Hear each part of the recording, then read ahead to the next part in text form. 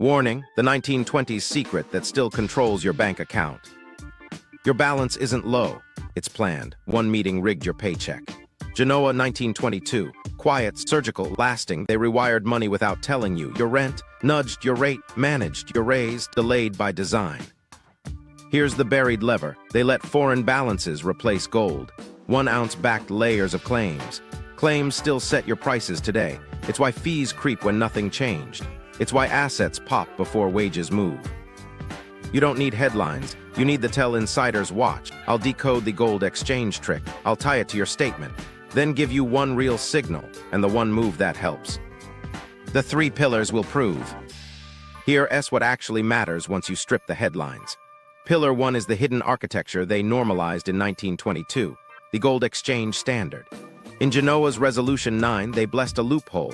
Central banks could hold foreign balances as reserves instead of holding metal. Translation: you don't need gold if you can claim someone else's currency that promises gold. That single clause built a reserve pyramid, gold at the apex, with pounds and later dollars stacked beneath as reserve assets, letting the same ounce back multiple layers of liabilities. Pillar 2 is enforcement. The sterling dollar axis hardened into today's collateral game. Basel III rules say what counts as high-quality liquid assets, so everyone crowds into the same stuff. U.S. Treasuries, top-tier sovereigns. The liquidity coverage ratio and NSFR sound prudent, but they herd banks into identical balance sheets. Add the Fed swap lines to friendly central banks, and you get a global backstop that still funnels stress through a single choke point: dollar funding. Pillar 3 is the modern echo. Offshore dollar creation, the shadow system you never voted for. The Eurodollar market, roughly $13 trillion outstanding, lives outside U.S. jurisdiction.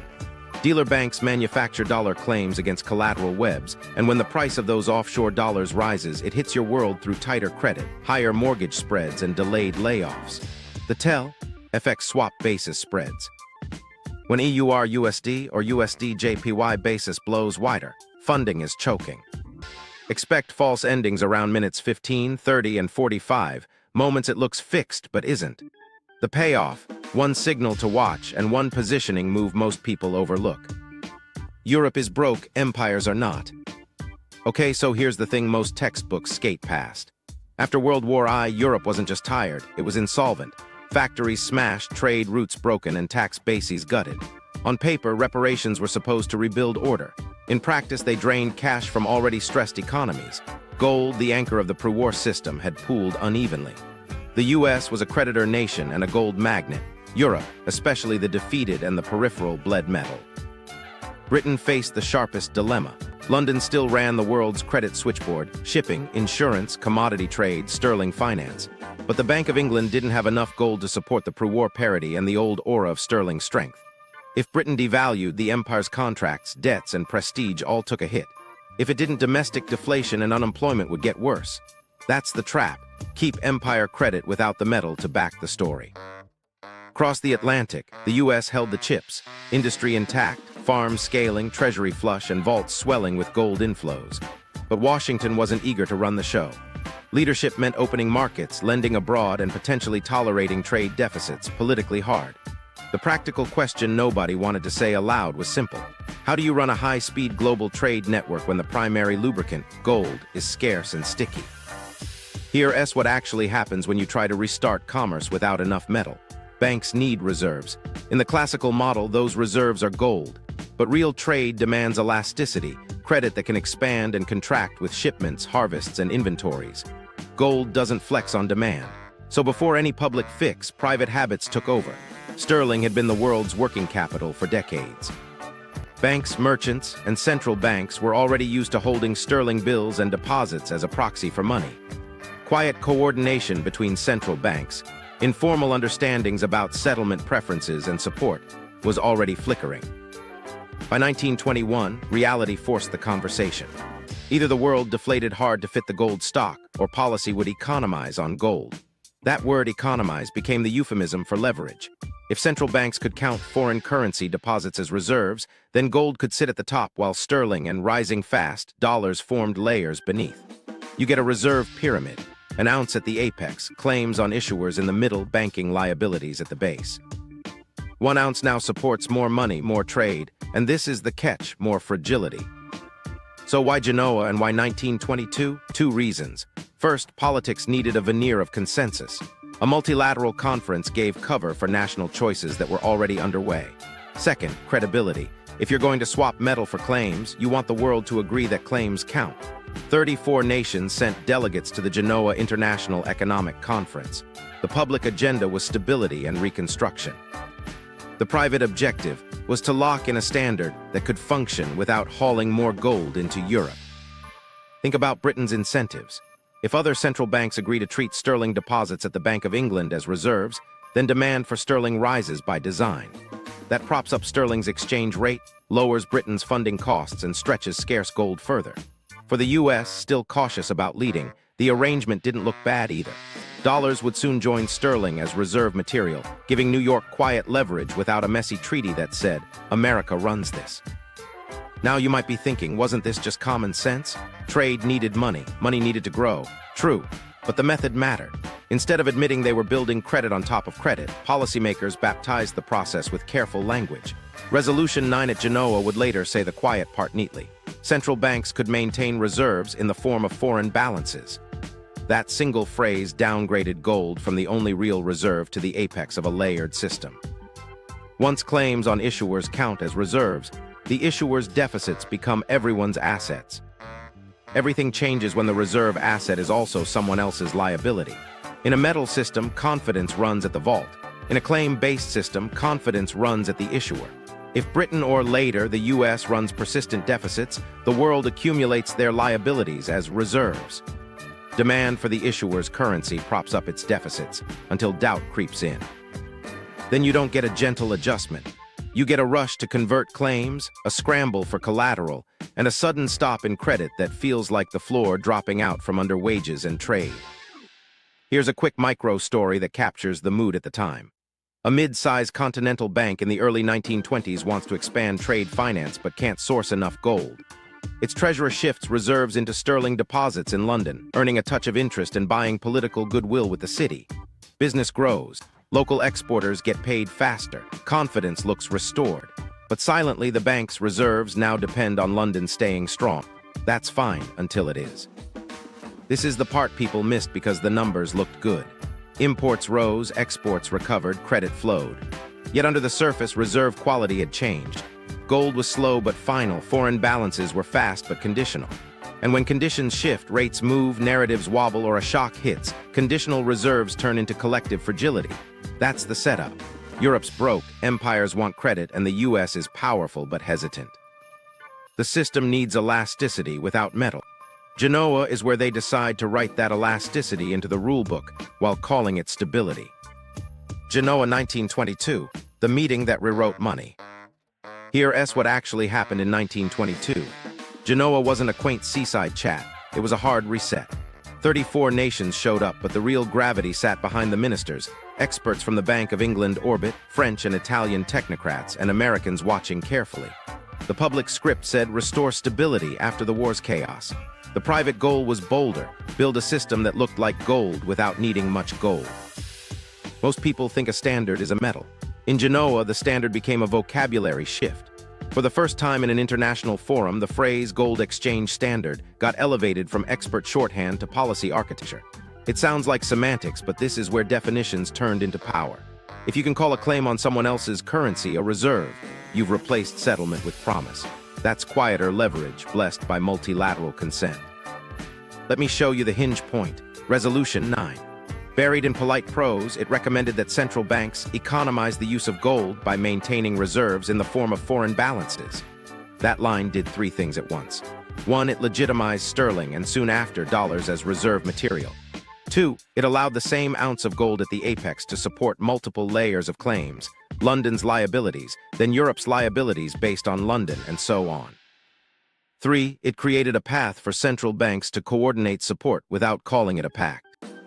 But here's where it gets interesting. Genoa also sketched informal norms for central bank to central bank alignment. They talked about smoothing exchange rates, preferring official channels for settlement, and quietly pooling support when a key currency wobbled. No one signed a mutual defense treaty. They didn't have to. By agreeing that foreign balances count, they tied everyone to the fortunes of the issuers. Support the issuer and your reserves hold. Doubt the issuer and your reserves melt.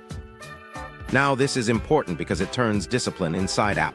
Under classic gold, if you ran a deficit, metal walked out of your vault and forced you to tighten.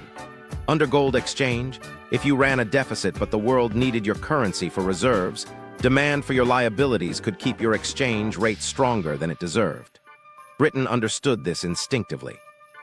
If sterling deposits at the Bank of England were treated as high-grade reserves in Paris, Rome, Amsterdam, and beyond, then sterling's ocean would stay deep even with less gold underneath.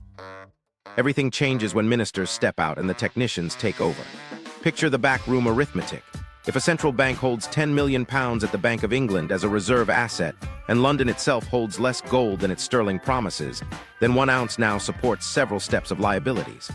That's the reserve pyramid, gold at the apex, sterling and later dollars as middle layers, banking deposits and loans at the base.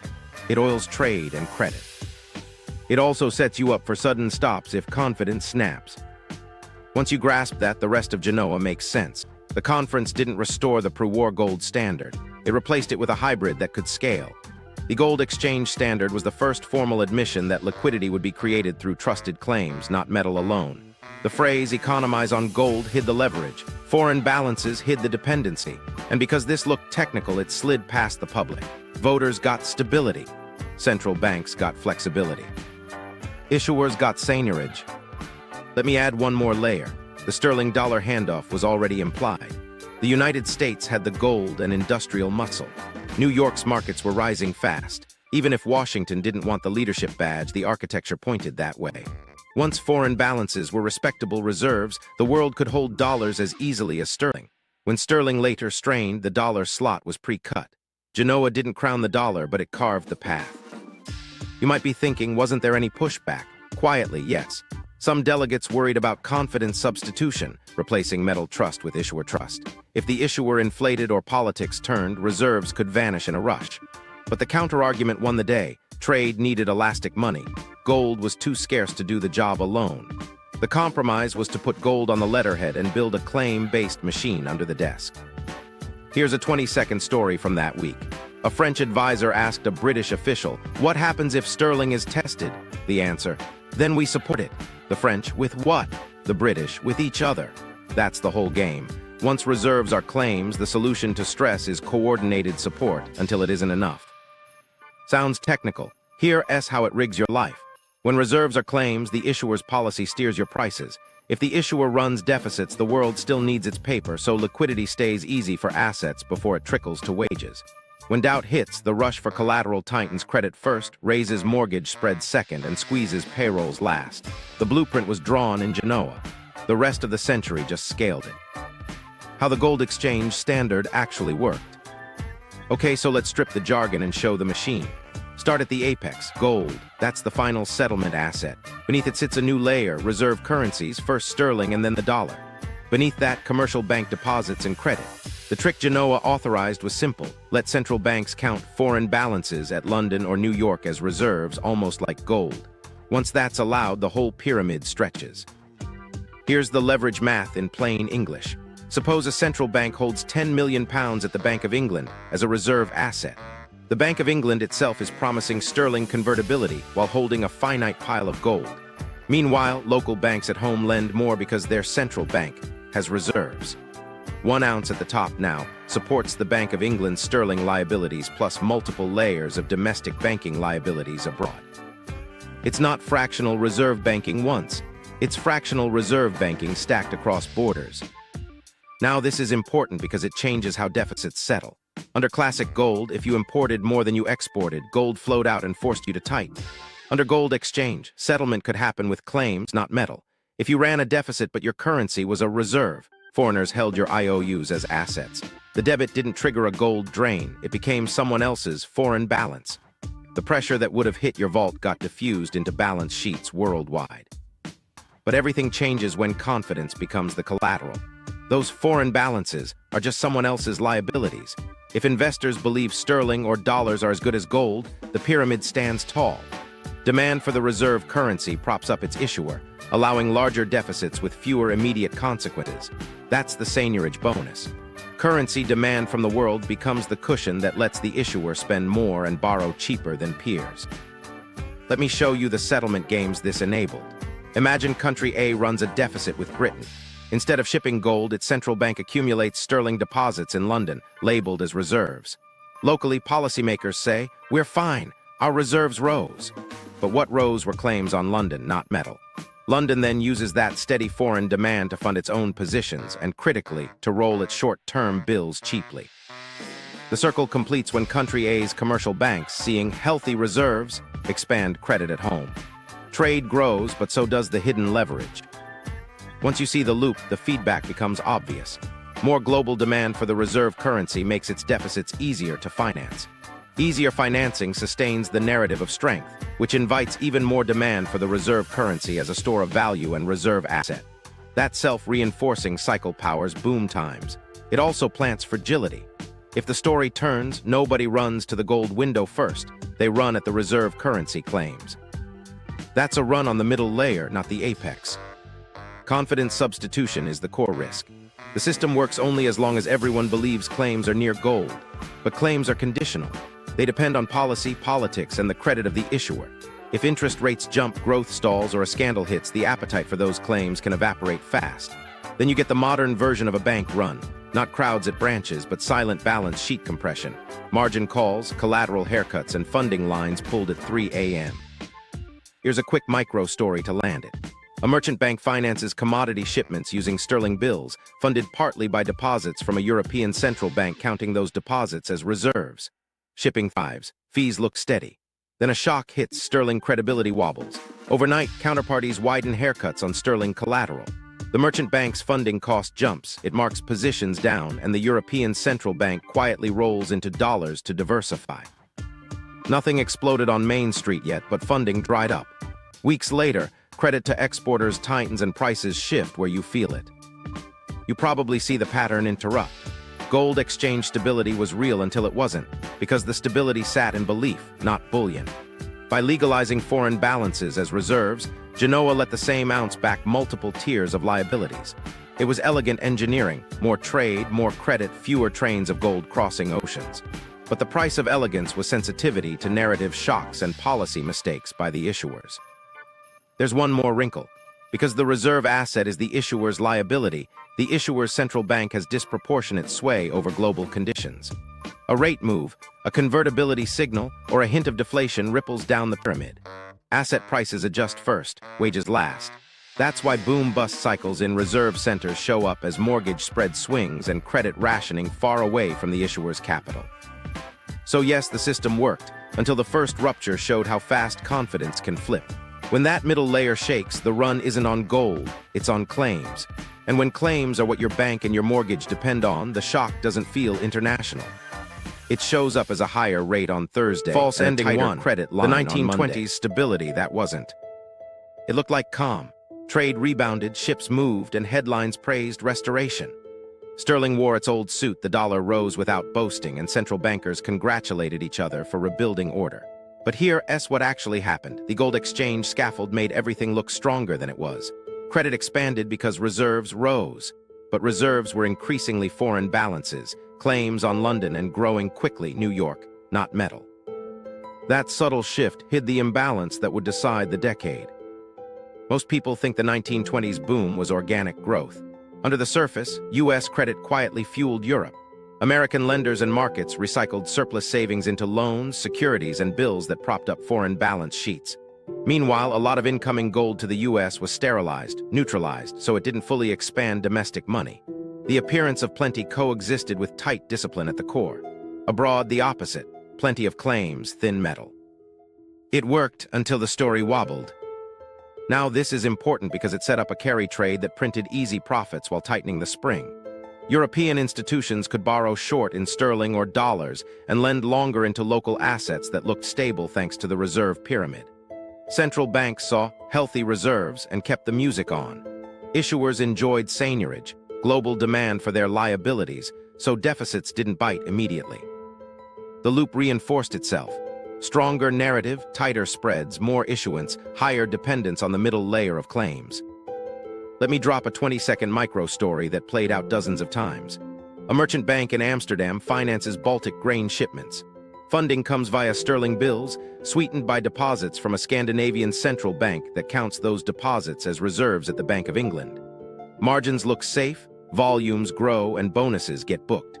Nobody asks what happens if counterparties widen haircuts on sterling collateral.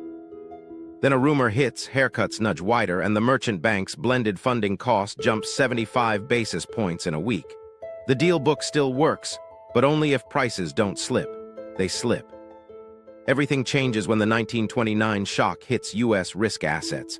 Equity breaks aren't the whole story. They're the signal that credit is repricing. As U.S. conditions tighten, the dollar layer hardens. Cross-border funding that looked perpetual turns fickle. Banks that had counted foreign balances as rock-solid reserves start to question their liquidity horizons. You don't see a queue at a gold window first. You see dealers step back, bill spreads widen, and rollover risk rise for the institutions sitting on those claims. Then comes 1931, the sterling crisis. Here's what actually happens in a claim-based reserve world. When confidence turns, the run targets the issuer's liabilities, not the metal directly. Foreign holders try to convert sterling claims into gold or dollars, or they simply refuse to roll bills. The Bank of England, with less metal than its towering claims implied, faces a brutal math problem. Support sterling with higher rates and pain the economy, or let convertibility go and break the facade. They choose the break. Sterling leaves gold. The gold exchange standard doesn't die from a lack of metal, it dies from a lack of belief. Now you might be thinking, wasn't the 1920s stability real while it lasted? Sure, like a bridge carrying more trucks than its rating. Throughput looked fine right up until the stress test. The illusion rested on three props: U.S. credit recycling into Europe, the use of foreign balances as reserves, and the narrative that gold convertibility at the apex guaranteed the middle layers. Once the apex was doubted through the middle layer, issuer trust. The math of the pyramid flipped into a scramble for settlement assets and highest quality collateral. Here's the twist that matters for your world. The break didn't start with households, it started with balance sheets. Dealers widened haircuts, central banks shifted composition, and cross-border liquidity pulled back. Only after that plumbing seized did jobs, wages, and prices digest the shock. That sequencing never changed. When the reserve system rests on claims, the first pain shows up as spreads, not headlines. Back then, it was bill markets and central bank holdings. Today, it's FX swap basis and repo. Different tickers, same anatomy. The payoff of this false ending is simple. The 1920s weren't stabilized. They were suspended by structured belief. The gold exchange construct delivered elastic money without moving metal, but it relied on the credibility of issuers to remain unquestioned. Once that credibility blinked, the entire pyramid repriced in weeks. People learned the wrong lesson, that gold failed. What actually failed was confidence in claims dressed as reserves. And here's the deeper layer I promised we'd get to later.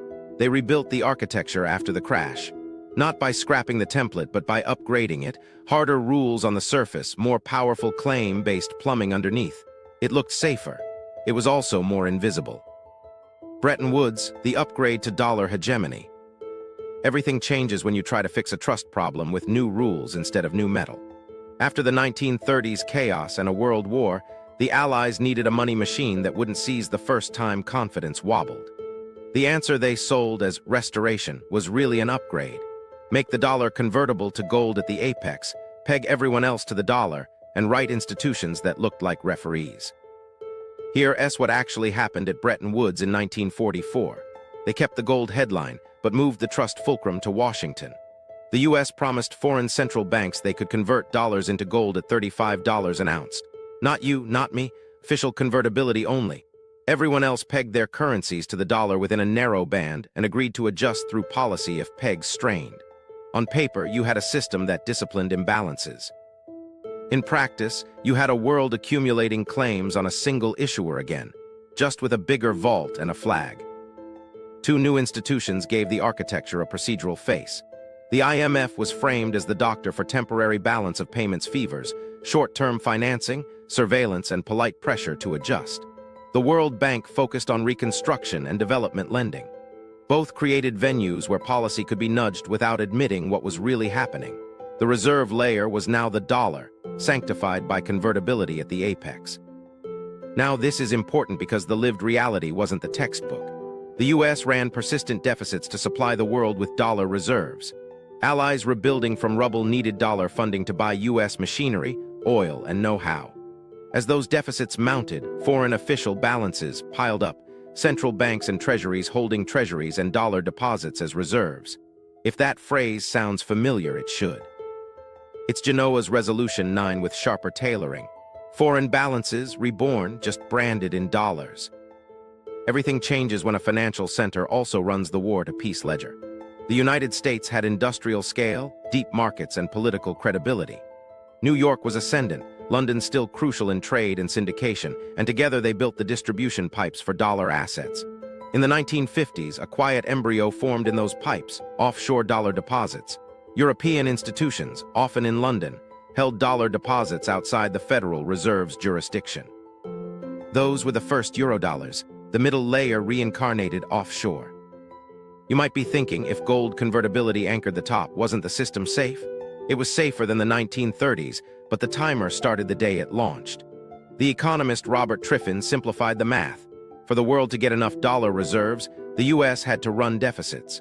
But those deficits, over time, would create more dollar claims than the US gold stock could credibly convert.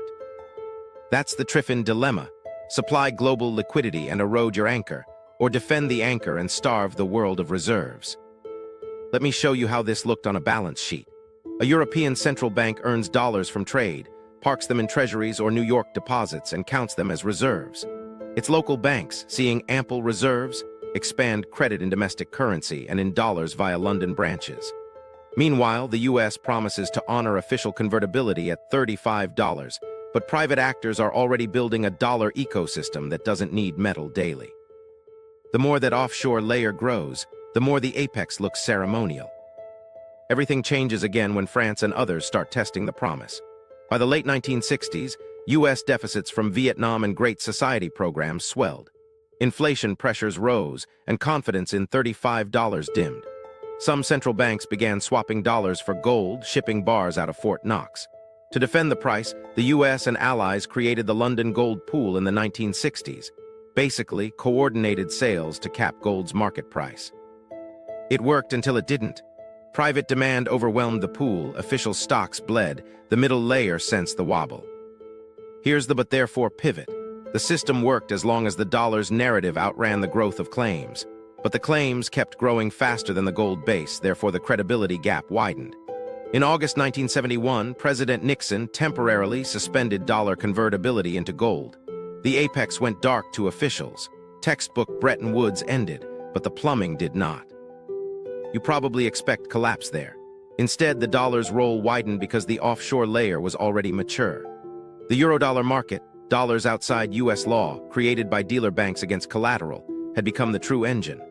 Oil shocks in the 1970s forced massive petrodollar surpluses into banks, which recycled them as loans globally. Convertibility was gone, but habit and infrastructure kept foreign balances flowing, this time entirely as claims on claims. So Bretton Woods didn't just crown the dollar. It normalized a claim-based reserve system with a single issuer at the center and a shadow extension offshore.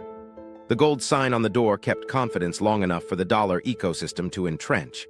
When the sign came down, the ecosystem ran on its own momentum, faster, bigger, and more sensitive to balance sheet weather than any metal standard ever was. The shadow system, Eurodollars, and offshore leverage. When gold convertibility died, the machine didn't stop. It moved into the shadows.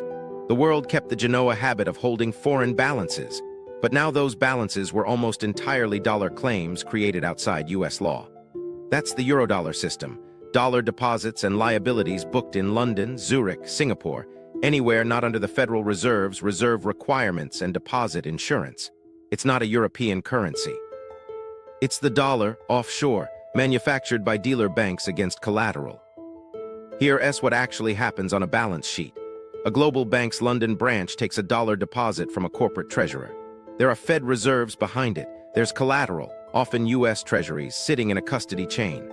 The bank then lends those dollars to a borrower in Asia, hedges the FX with a swap, and funds the position in overnight markets. The asset is a loan, the liability is a deposit, the lubricant is repo against collateral that can be repledged. That repledging rehypothecation lets the same treasury support multiple funding lines across entities. Claims on claims, stacked like Genoa's middle layer, just faster. Now this is important because it divorces money creation from domestic constraints. Offshore banks don't need the Fed's permission to create a dollar liability. They need a willing counterparty and acceptable collateral. That's why estimates of the Eurodollar stock land around $13 trillion outstanding. And that's a floor. Derivatives and off-balance sheet commitments expand effective dollar exposure beyond neat accounting. No single regulator sees the whole web. The plumbing matured in London because of legal flexibility and time zone advantages. It spread because trade, invoicing, and commodity markets settled in dollars. Everything changes when oil enters the picture. The 1970s oil shocks shoved vast surpluses into OPEC treasuries. Where do those dollars go? Into global banks, often offshore, which recycle petrodollars as loans to sovereigns and corporates. That recycling isn't a side note. It's the engine that kept dollar liquidity humming without gold. The same pattern repeated with Asian export surpluses, European savings, and U.S. multinationals, cash management. Dollars earned abroad stayed abroad, lodged in balance sheets that created more dollar credit still. But the real secret is how balance sheet money scales and snaps. Dealer banks manufacture dollars by expanding their liabilities, secured by collateral webs. The health of those webs depends on two prices: the price of collateral, say, treasuries, and the price of dollar funding relative to other currencies. That second price shows up as the FX swap basis, the extra yield foreigners must pay to access dollars via swaps. When the basis widens negative for EUR-USD or USD-JPY, it means offshore dollars are scarce. Scarcity forces deleveraging. Haircuts rise, repo gets tight, and banks shrink balance sheets. Let me drop a 20-second micro story from 2016. A Japanese insurer needs dollars to buy U.S. credit. It borrows yen cheaply, plans to swap into dollars, and expects a small basis cost. Then the USD-JPY basis widens sharply negative, dollar scarcity premium jumps. The trade's economics vanish overnight. The insurer either pays up, cuts exposure, or leaves credit unbid. None of that hits your news feed first. It hits dealers' screens, then funding spreads, then the corporate bond market, then mortgage pricing models. Now you might be thinking, if the Fed isn't the Eurodollar's central bank, who's in charge? No one, and that's the point. It's a network governed by collateral eligibility, legal contracts, and risk limits. In calm times, that decentralization looks efficient. Money appears where it's needed at a price. In stress, decentralization means everyone tightens at once. The fix then arrives through ad hoc plumbing. Central bank swap lines, emergency facilities, regulatory forbearance. Because the only balance sheet big enough to backstop dollar liquidity is the Fed's, even when the problem is offshore. Here's where Basel rules sneak back in. Post-2008, Basel III raised capital and liquidity requirements. Sensible, but with side effects. The liquidity coverage ratio says hold high-quality liquid assets. Level 1 is mostly sovereign bonds like U.S. treasuries. Banks complied by concentrating collateral. That concentration made Eurodollar funding even more sensitive to treasury pricing, repo dynamics, and settlement bottlenecks. When everyone clutches the same assets, small shocks propagate quickly. A basis move widens, haircut schedules update, and balance sheet capacity disappears in hours. Hypothecation is the accelerant. A single treasury might be pledged to a prime broker, repledged to a clearing bank, and referenced in derivatives margin chains. Each link assumes liquidity on demand. If one node flinches, say, a dealer cuts risk, the effective money supply contracts faster than any policy rate can react. That's why crises now look like collateral fires. The dollar is backed, not by gold, but by beliefs about what can be funded against what, at which haircut, for how long. Okay, so how does this leak into your account? Through pricing ladders. When the FX swap basis flags dollar scarcity, dealers widen credit spreads. Mortgage lenders hedge with swaps and options whose costs just rose. Banks facing tighter wholesale funding raise rates on new loans and pull credit lines for marginal borrowers. Asset markets move first, wages last. The Eurodollar system doesn't mail you a notice. It tweaks the price you pay for time. The punchline is simple. The offshore dollar is the modern gold exchange. a layered claim system without metal. It multiplies liquidity in booms and yanks it in stress. You don't vote for it, you live inside it. And the signal that gives away its mood is the basis.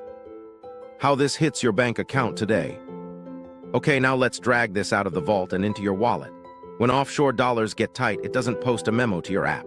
It shows up as price changes in the plumbing that banks use to fund themselves. The cleanest early tell is the FX swap basis. If EUR-USD or USD-JPY basis goes more negative, it means non-US institutions are paying a premium to borrow dollars via swaps. Translation: dollar scarcity is rising. Why that matters to you is the chain reaction. When the basis widens, global dealers face higher funding costs to hold dollar assets.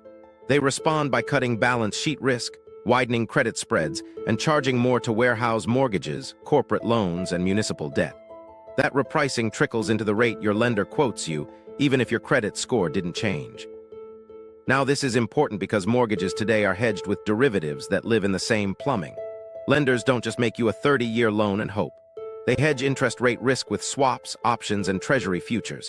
If dollar funding tightens, swap spreads and option premia often rise. The hedge costs more, so the mortgage costs more. You'll hear market conditions from your broker. What changed was the basis, repo haircuts, and dealer appetite upstream. Here's a quick story I saw play out in 202's spring panic and again in 2022's rate shock.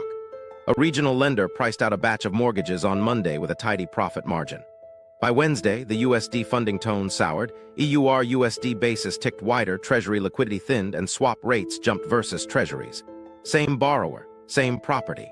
The rate sheet moved 50-75 basis points in 2 days. Deals fell out of lock. The borrower thought it was personal. It was plumbing. Everything changes when banks hit internal risk limits. Tighter dollar funding and rising collateral haircuts consume balance sheet capacity. Dealers then ration inventory and pull credit lines that feel marginal. You won't get a headline that says balance sheet money shrinks by 8%. You'll get a text: "We're reducing your available credit to $3,500. Or your HELOC rate floats up faster than the Fed moved because wholesale costs widened first. Assets versus wages is the next leak.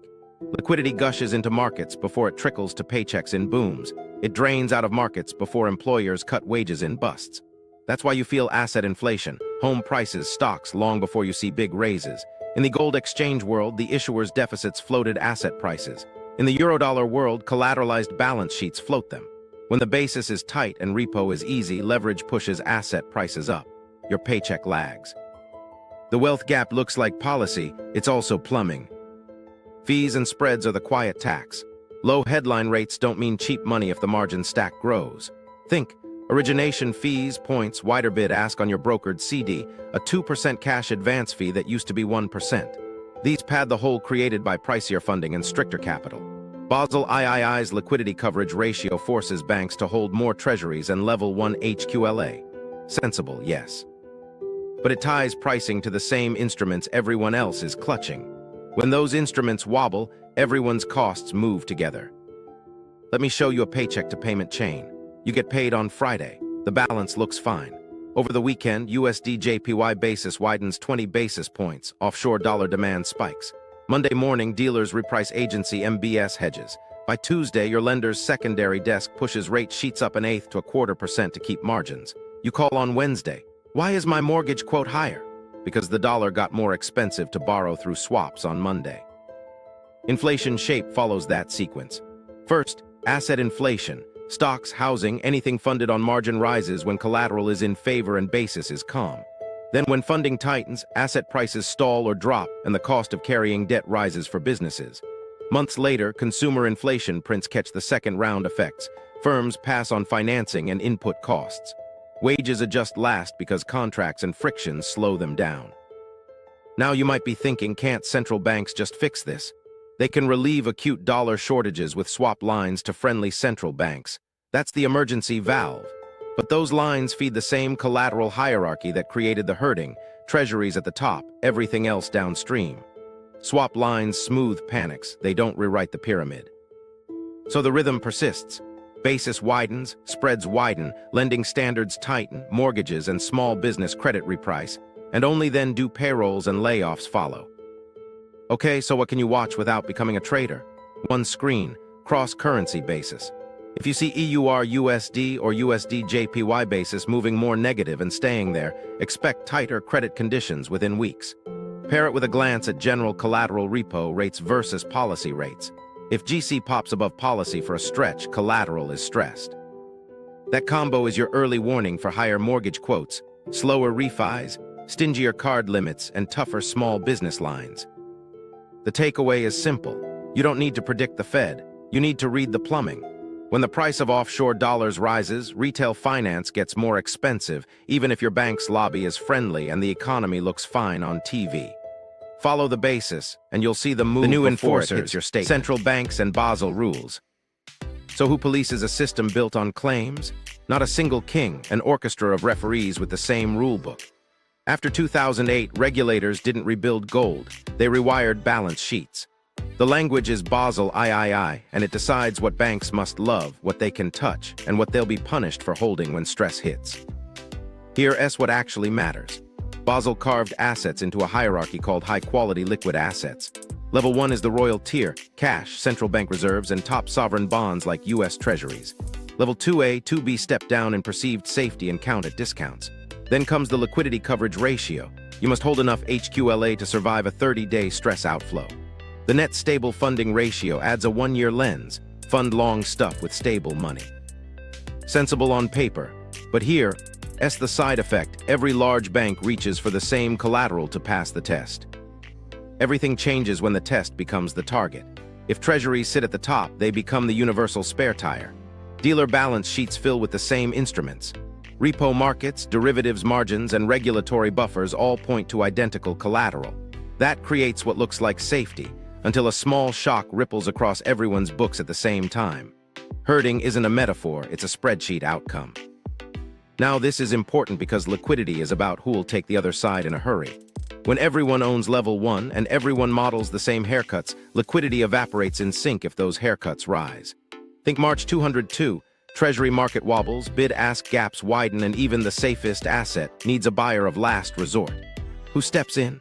Central banks, because private balance sheets stopped expanding. Swap lines are the second pillar of enforcement. The Federal Reserve can lend dollars to other central banks via standing or temporary lines. The ECB, BOJ, BOE, SNB, friends get a tap straight to the source. Those central banks then on-lend to their banks. It's a plumbing bypass that admits the truth. The dollar is the settlement medium for crises, and the Fed is the dealer of last resort for allies.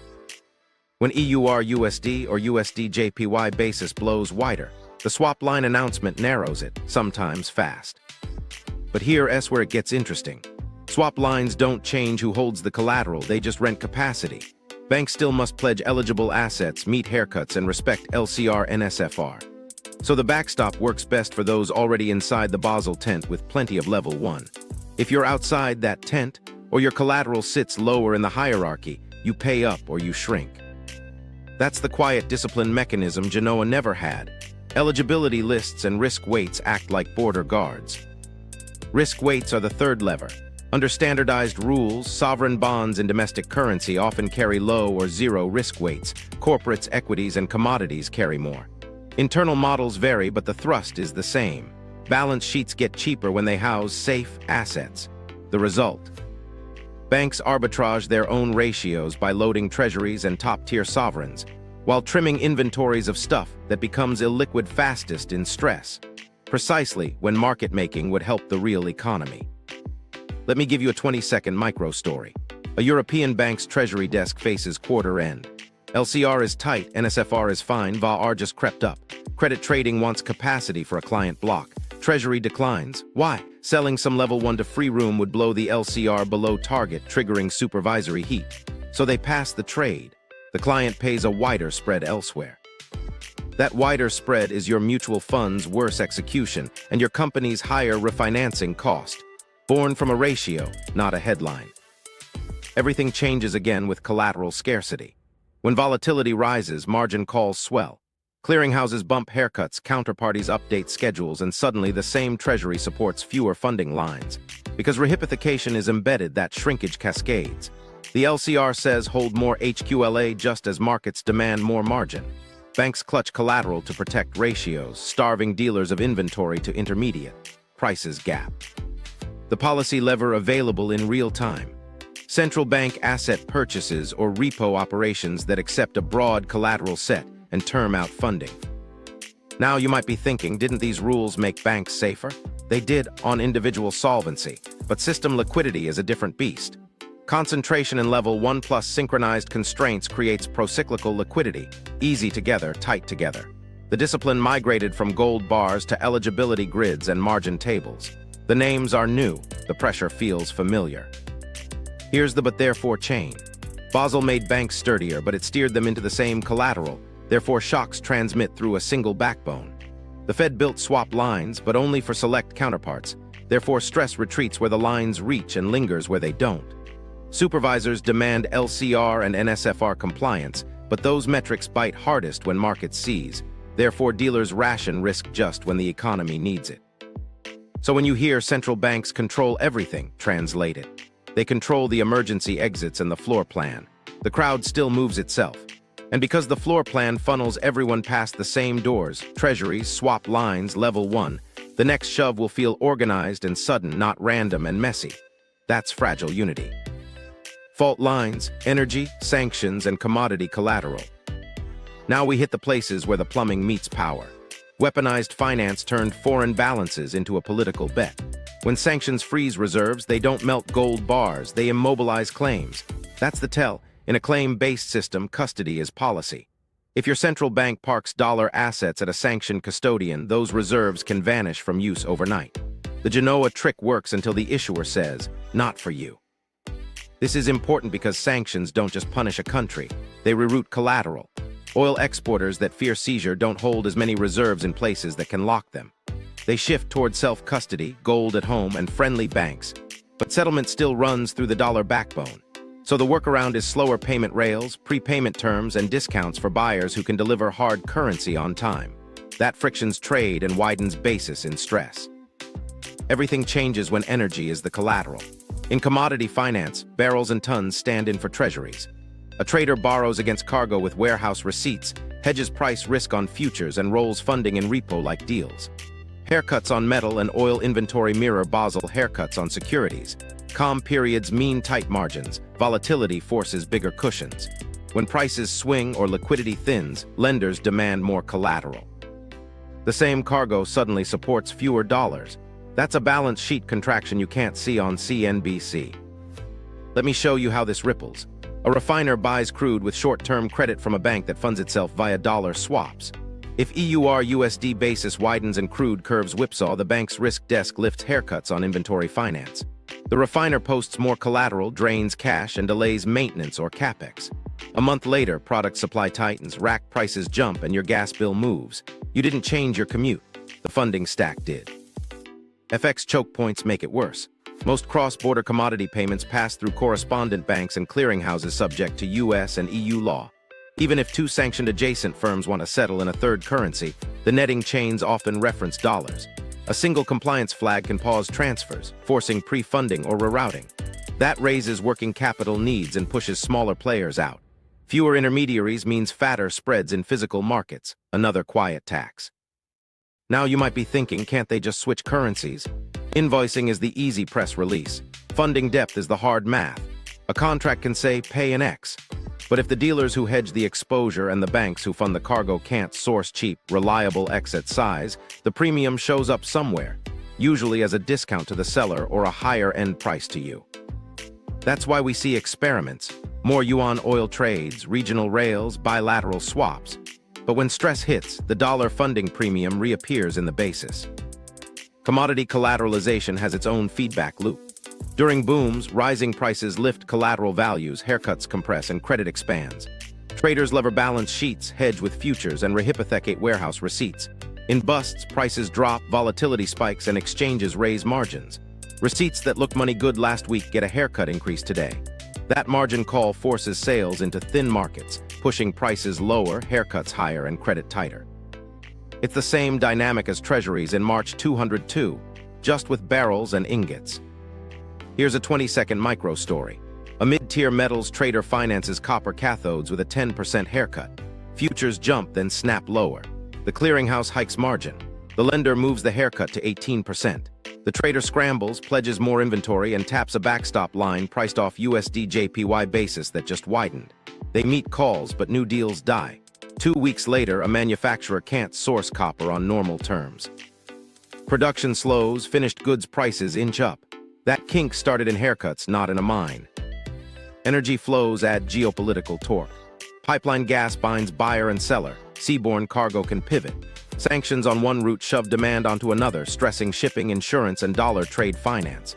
Insurers reprice risk. Banks trim exposure to sanctioned adjacent entities. Even clean cargoes face extra due diligence, which is code for cost and delay. The aggregate effect is a higher baseline cost of moving energy and metals, felt as sticky inflation in essentials. Basel overlays all of this.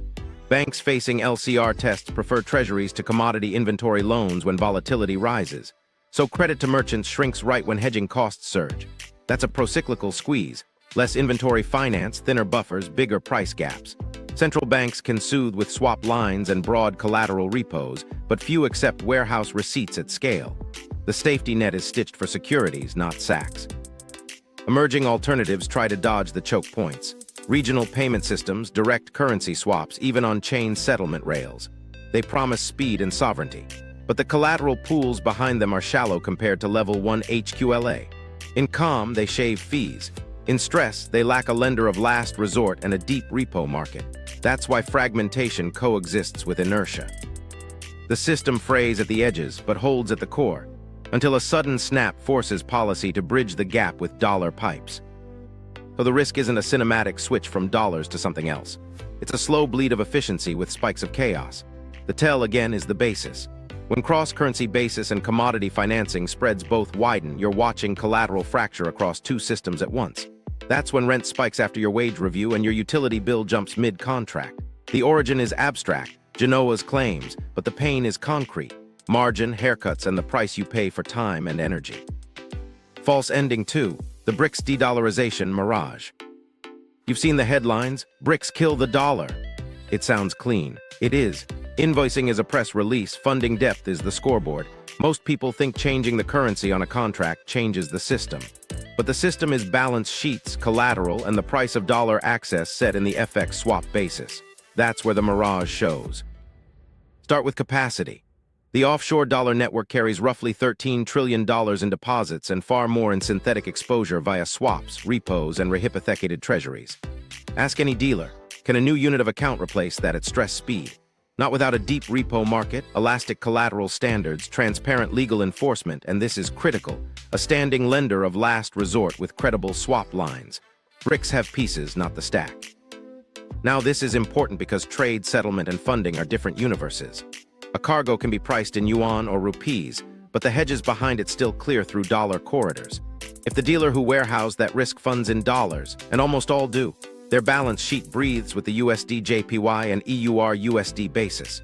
When basis widens, their dollar cost of carry jumps. They pass it on, no matter what the invoice says at the top of the page.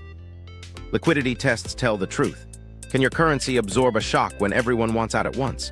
The dollar system can tap the Fed's swap lines. ECB, BOJ, BOE, SNB get the hose, then on lend. In 2008, 2022 stress, those lines narrowed basis and restored funding. Show me the equivalent for a BRICS rail. There isn't one. Central banks can arrange bilateral swaps, but without a deep collateral pool. Level 1 HQLA scale. They're rationing, not stabilizing. Collateral is the choke. Under Basel, banks love what counts, treasuries, top sovereigns. That's the collateral at the heart of repo, derivatives, margin, and LCR compliance. BRICS sovereign debt can be deep locally but thin globally. Wider haircuts, inconsistent legal recourse, and smaller dealer balance sheets to intermediate. In calm, spreads look fine. In stress, haircuts climb, basis surges, and funding evaporates. You can't build a reserve system on paper that flees the first haircut update. Let me drop a quick micro story. A Latin American exporter invoices a shipment in a non-dollar currency to de-dollarize. Its treasury still needs short-term working capital. Local banks quote funding in dollars because the cheapest global hedge is dollar-centric. They plan to swap the proceeds back. A week later, EUR USD basis widens, global dealer balance sheets shrink, and the swap cost eats the margin. The exporter either borrows in dollars outright, pays up for local currency funding at a premium or delays shipment. The contract said freedom, the plumbing said otherwise. You might be thinking, what about commodity anchors? Gold clearing, oil for yuan, tokenized collateral. Interesting experiments, same bottleneck. Real stability needs, a legal regime markets trust across borders, a repo market that can expand during panic, clearing houses with margin frameworks tested in war, not just workshops, and a central bank willing to write a blank check through swap lines. BRICS have growing rails, but the collateral pools behind them are shallow and fragmented. The first big basis shock would force them back to dollar pipes or force ration trade. Here's the but therefore sequence.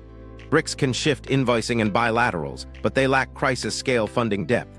Therefore, de-dollarization headlines spike in calm and fade in stress. Sanctions accelerate experimentation, but they also raise the premium for custody in jurisdictions with deep rule of law collateral.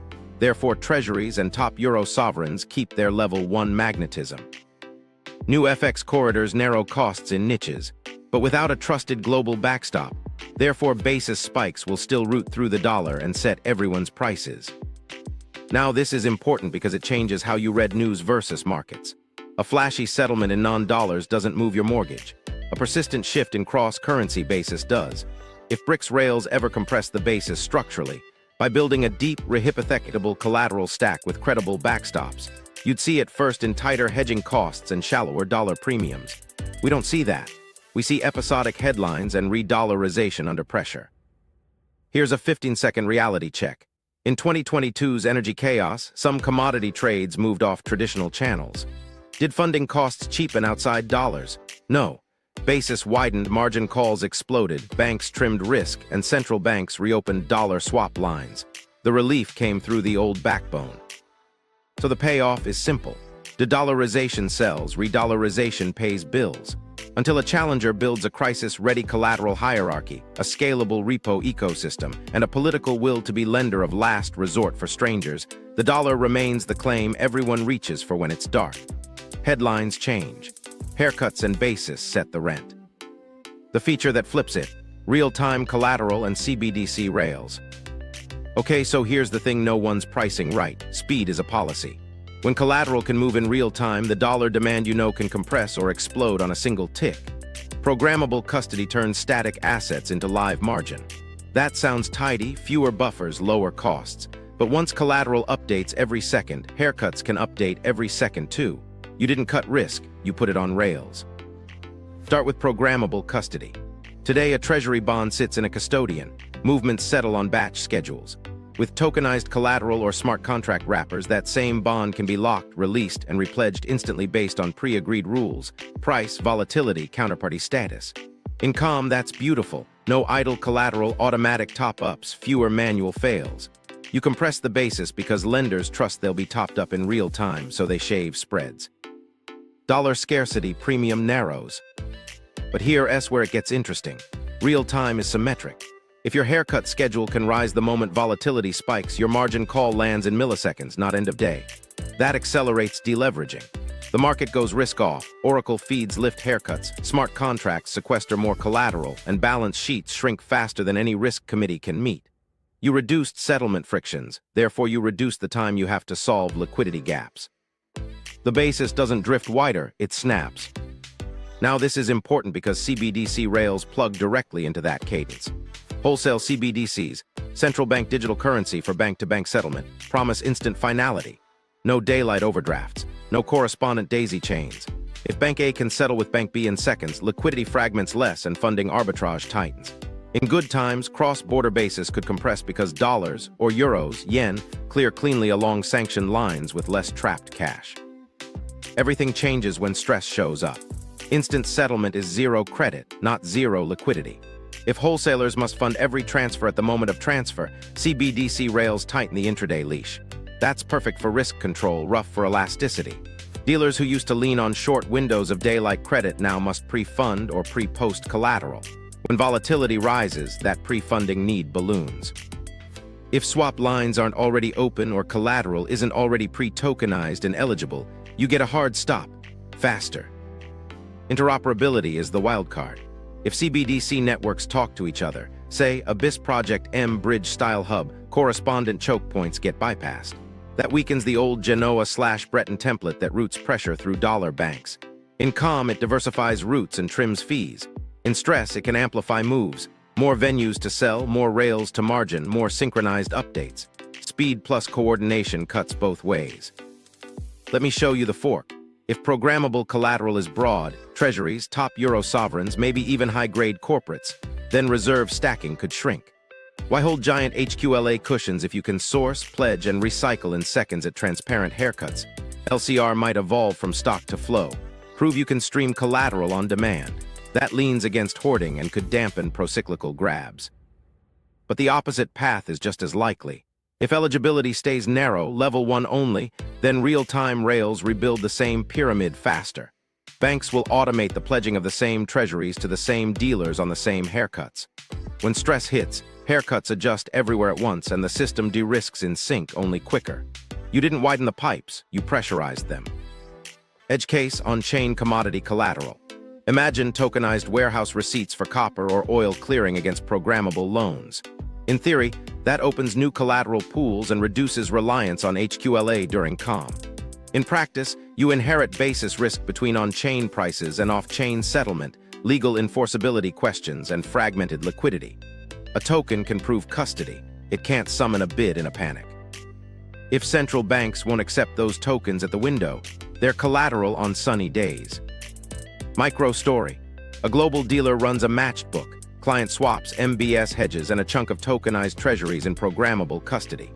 Basis is calm, funding hums, LCR looks sleek because collateral can be streamed intraday. Then volatility jumps, oracles push haircuts up 3%, CBDC rails enforce instant settlement, and the dealer's liquidity buffer drains in minutes to meet smart contract calls. Risk desk / inventory. The client phones ring. Rates gap wider by lunchtime. That's not a crisis headline, that's a speed test. Now you might be thinking, won't central banks tune the rails to avoid that? They'll try. Dynamic haircuts that widen slower, circuit breakers on margin, committed swap lines that pre-fund pipes, and daylight credit overlays for CBDC. But every cushion dulls the efficiency pitch. And the market will always seek the thinnest margin stack the rulebook allows, until it doesn't. Here's the but therefore chain. Real-time collateral trims deadweight buffers, therefore calm state funding costs fall and basis narrows. But real-time collateral accelerates margin spirals, therefore stress state deleveraging steepens and basis snaps wider. Wholesale CBDCs cut settlement frictions, therefore less trapped cash and tighter spreads in normal times. But CBDCs require pre-funding, therefore intraday liquidity strains first in shocks. So what flips the table isn't a new currency, it's a clock speed. If speed broadens eligible collateral and pre-positioned swap lines, the reserve pyramid flattens a bit. If speed locks the same HQLA into faster rails, the pyramid stands taller and twitchier. Either way, the tells don't change. Watch cross-currency basis. If we ever see structural narrowing that survives stress, the new rails help. If widening gets sharper and briefer, the single signal, Genoa cross-border dollar swap spreads. Here's the single gauge that front-runs pain, cross-currency FX swap basis. It's the hidden price foreigners pay to borrow dollars with their own currency as collateral. When EUR USD or USD JPY basis goes more negative, dollar scarcity is rising. When it narrows toward zero, balance sheets are breathing easier. Simple rule, wider is stress, tighter is relief. Okay, so what's actually being priced? A bank in Europe needs dollars to fund dollar assets. They borrow euros, enter a swap to turn euros into dollars, and agree to reverse it later. In theory, covered interest parity should lock the cost. In practice, balance sheet frictions, collateral haircuts, and dealer capacity break parity. That deviation is the basis. More negative basis means you're paying a premium to touch dollars through swaps. That premium bleeds into everything dollar-denominated. Now this is important because the basis moves first. Before layoffs, before mortgage repricing hits Main Street, dealers feel the dollar's tightness. When the basis widens, they shrink inventories, widen credit spreads, and ration repo. That repricing lifts corporate funding costs, slows MBS pipelines, and makes small business credit stingier. If you want an early warning system for higher mortgage quotes or tightening card lines, watch basis first, headlines later. What should you actually track? 3 simple tells. Cross-currency basis. EUR USD and USD JPY are the big ones. Persistent negative widening is the dollar scarcity premium. GC repo versus policy.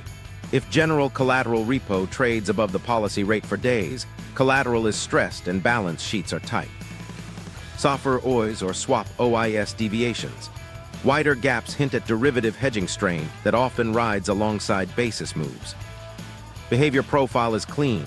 Widening basis equals strain. Banks pay up for dollars, risk appetite fades, spreads widen and issuance windows narrow. Narrowing basis equals risk on. Funding smooths, dealers add inventory, spreads compress and issuance restarts. It's not about perfection, it's about direction and persistence. Let me give you a 20-second story.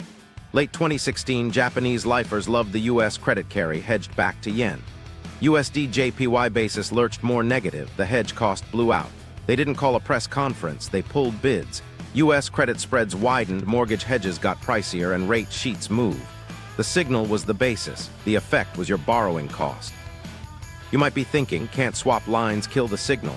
They can blunt panics, not erase the messenger. When the Fed opens or upsizes lines to the ECB, BOJ, BOE, SNB, basis snaps tighter. But that tells you the system needed a hose. The initial widening still warned you first. Treat swap line headlines as confirmation, not as the first sign. Actionable without jargon, use a free dashboard that charts. EUR-USD basis, 3-month tenor is common. USD-JPY basis, 3-month. USGC repo versus the Fed's ONRRP or target rate. SOFR OIS spread. Set 2 rules. Rule 1. If both EUR-USD and USD-JPY basis move 10-20 BPS more negative and stay there for a week, expect tighter credit conditions within the next month. Rule 2. If GC repo trades above policy for multiple sessions alongside negative basis widening, expect a faster tightening. Mortgages and credit lines reprice in days, not weeks. Now, this is important because it ties to your calendar. Use the basis for timing decisions you control. Lock fixed rates earlier when basis widens. Floating loans get repriced faster in stress. Pull forward big purchases that rely on financing before the market passes the new costs through. Delay refinancing hunts if basis is blowing out. Rate sheets are unstable and fees creep up. Retail impact lags but lands. Mortgages and auto loans reprice within 1 to 3 weeks of a persistent basis move. Small business lines and card limits tighten over 1 to 2 months. Layoffs trail later as corporate funding pressure hits capex and payrolls. If you watch the basis, those sudden emails won't feel sudden. Everything changes when you stop guessing policy and start reading plumbing.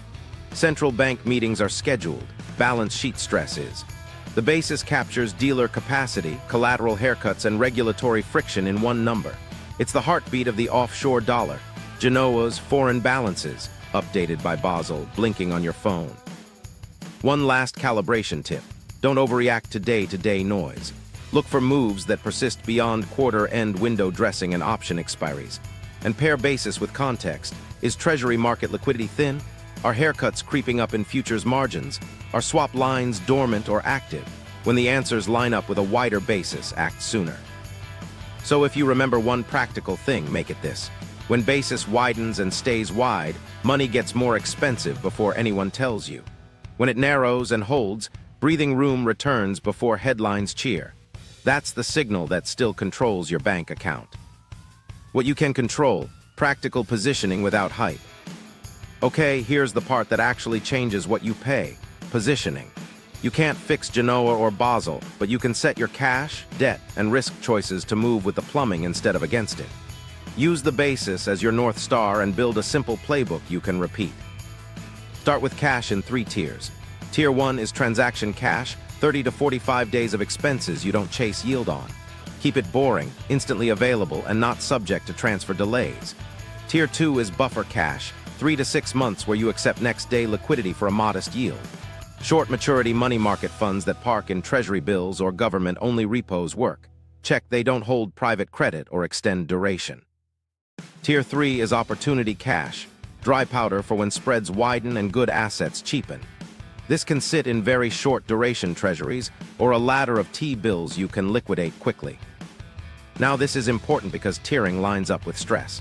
When EUR-USD or USD-JPY basis widens and repo skews, you do nothing with Tier 1. Tier 2, you verify the fund's holdings and gates policy. Tier 3 is where you act. You either hold tighter if the move is early or deploy if spreads compensate you for plumbing stress without solvency risk. Think weeks, not hours. Debt choices next.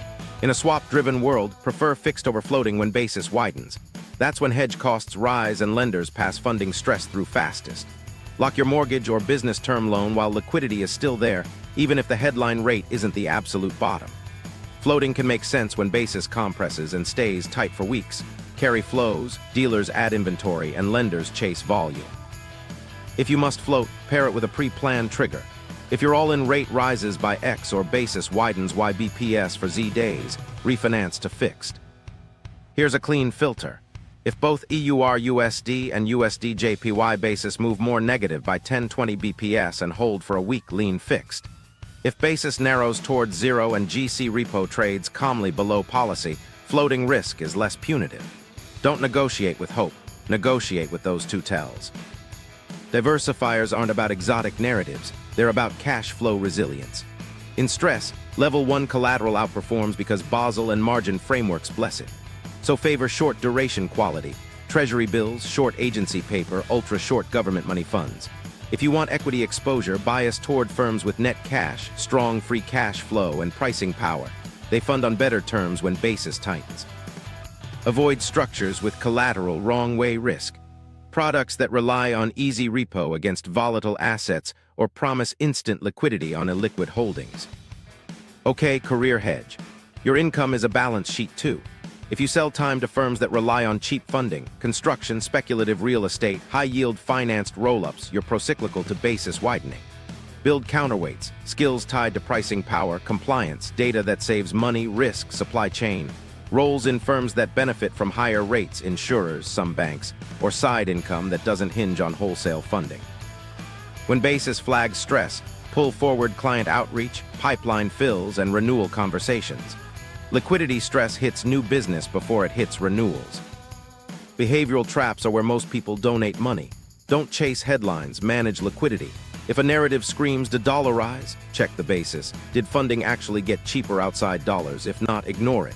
If a guru says cash is trash, ask which cash. Transaction cash isn't an investment, it's an operating asset. Buffer and opportunity cash earn their keep by letting you act when others can't. Let me give you a 20-second checklist you can run monthly. 1. Glance at EUR-USD and USD-JPY 3-month basis. Wider and persistent, lean fixed, add to Tier 3, trim illiquid bets. 2. Compare GC repo to policy. If GC trades above policy for days, expect faster transmission. Keep maturities short. 3. Scan your funds holdings for level 1 concentration and Gates language. 4. Schedule any rate-sensitive decisions. Refi, lease, capex against that signal. Now you might be thinking, what if I time it wrong? You won't hit the tick. You're trading sequences, not seconds. A week of persistent basis widening is early. Mortgage desks, card issuers, and small business lenders adjust over days to weeks. Your edge is acting before the email, not before the screen flickers. Here's the but therefore close. You can't control the issuer's deficits, but you can control when you fix your rate. Therefore, your payments don't spike with basis. You can't make Basel broad, but you can hold assets that survive haircut updates. Therefore, your liquidity is real when spreads gap. You can't stop headlines, but you can ignore them and watch the signal. Therefore, you'll move calmly while others react. False ending 3, the comforting myth that keeps you exposed. There's a cozy myth that whispers, if the dollar falls, everything else rises. It sounds like diversification. It's exposure in disguise. Funding crises don't rotate gains to the nearest currency. They yank liquidity from all at once. When EUR-USD and USD-JPY basis lurch more negative, dealers de-risk across books, commodities, equities, even safe credit. Basis spikes transmit globally because the same collateral and the same Basel rails bind everyone. Another myth, central banks control everything. They control windows, not weather. Policy rates move headlines, balance sheet plumbing front runs outcomes. Basel LCR and NSFR eligibility lists, margin tables, those structures decide where balance sheets can expand. When haircuts rise and level 1 gets hoarded, the policy rate is trivia. Dealers ration inventory first, central banks mop later. Now this is important because comfort costs you time. If you believe rotation will save you, you hold illiquid assets while haircuts climb. If you believe the Fed will preempt stress, you float your rate as basis widens. Both are slow mistakes. The sequence we've shown never changed. Basis widens, collateral tightens, spreads move, lenders adjust, jobs and wages lag. Let me drop a 15-second story. A CFO floats a revolver because the Fed's pausing. A week later, USD JPY basis dives, GC prints above policy and swap desks widen.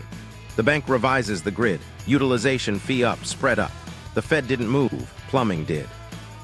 Here's the payoff. When you accept the plumbing truth, pyramided claims since Genoa enforced by Basel, you cut blind spots. Track basis, collateral haircuts, and LCR pressure. Act on the signal, not the story. The thread back to Genoa, why the origin story persists. Okay, so let's pull the thread all the way back. Why does a decision from 1922 still shape the price of your rent? Because the incentives never changed, only the labels did. Trade wants liquid claims that move fast, gold moves slow. At Genoa, they blessed a workaround in plain text. Resolution 9, let foreign balances count as reserves. That one phrase licensed a shift from metal to claims on issuers. It solved a real problem, global money scarcity, by creating a bigger one, a permanent pyramid where confidence does the heavy lifting. Here's what actually happens when you bless claims as reserves. You swap a hard anchor for a flexible one and swear the flexibility won't be abused. But trade is relentless. Importers and exporters need settlement today, not when gold ships arrive next month. So central banks start holding top-tier currencies, first sterling, then dollars, because they clear fast and fund cheap. Private banks follow because their clients live on deadlines. The temporary fix becomes the default setting. Every crisis that follows just rebrands the same trick, with stronger institutions and nicer acronyms. Now this is important because politics rides shotgun. The country that issues the reserve claim gets a structural edge. It can run external deficits longer, fund at lower rates, and project influence through custody. That's seigniorage in modern clothes. Britain used it to stretch imperial credit between wars. The United States used it to finance post-war rebuilding, oil, and its own ambitions. Deficit nations write rules if others comply, and others comply if the settlement rails work and the collateral stack is deep. That bargain made sense while growth outran stress. It frays when the bill for claims outruns trust. Institutional memory cements the bargain. Norms outlive panics, then harden into rules. The gold exchange language from Genoa shows up again at Bretton Woods as official convertibility and foreign official balances. When that breaks, the habit persists offshore as Eurodollars. Claims on the issuer without the issuer's daily oversight. After 2008, the same logic gets codified in Basel III. Define high-quality liquid assets, assign risk weights, and tell everyone to hold the same collateral to pass the same tests. It's all the same operating system, patched after each crash, never rewritten from scratch. Everything changes when you see the pyramid isn't a metaphor. It's a balance sheet fact. Gold at the apex used to constrain the middle. Today, level 1 HQLA, treasuries, top sovereigns anchor the stack. Above that sit repos, swaps, and deposits, claims that rely on collateral liquidity and legal certainty. When times are good, the layers widen because haircuts are low and funding rolls smoothly. When times are bad, haircuts rise, layers compress, and the effective money supply shrinks before policy even meets. That's not a theory. That's how a dealer decides whether to take your bond or widen your loan spread at 10:17 a.m. Narrative makes this survivable. Stability stories mask leverage because confidence is part of the collateral. Strong sterling, as good as gold dollars, fortress balance sheets, each slogan buys time while the pyramid scales. And to be fair, that time funds real activity, ports, factories, research, energy. But narrative also delays adjustment. It keeps claims growing until a basis spike, a haircut change, or a custody event forces a reveal. That's why crises feel sudden. The story didn't change slowly, the plumbing did quickly. So why doesn't the world abandon the template? Because alternatives require three things few can supply at once. A trusted legal regime across borders, a collateral pool that can be repoed at scale, and a central bank willing to lend elastic amounts to strangers in a panic. Most contenders can manage one or two. The dollar system, with all its flaws, still checks all three for a critical mass of participants. And every time stress hits, swap lines and treasury market rescues signal the same message. The core will be defended, the rails will stay open, at least for those inside the tent. Your role in this isn't to cheer or boo the pyramid, it's to see how it moves you. When Genoa legitimized foreign balances, it rewired default choices. what central banks hold, what banks fund, what lenders quote. Basel then etched those defaults into compliance. Hold level 1, model the same outflows, margin the same way. That's why the FX swap basis tells your future. It compresses a century of incentives into one price for offshore dollars. Track it, and you're reading the room before the speeches start. Here's the but therefore pivot that matters. The origin persists because incentives keep pointing to speed over metal. Therefore, claims will keep compounding on the strongest collateral stack. Institutions lock that in because rules preserve what survived the last crisis. Therefore, herding around level 1 gets tighter after each shock. The only thing that breaks the loop is either a bigger, trusted collateral pool with an elastic backstop, or a redesign of how we margin and settle risk in stress. Neither exists at scale, yet. So the buried origin matters because it explains today's reflexes. When you see a basis move, you're watching Genoa's choice, claims over bars play out with Basel's fingerprints. And once you see that, your decisions get cleaner. You don't argue with stories, you align with structure, which sets up one last tight pass: the signal, the mechanism, and the move you can actually make. Micro recap: signal, mechanism, move. Let's lock the 3 pieces you need. Signal first. Watch cross-currency FX swap basis, EUR USD and USD JPY. More negative and persistent means dollar scarcity. Narrowing toward zero means relief. Pair it with GC repo versus policy.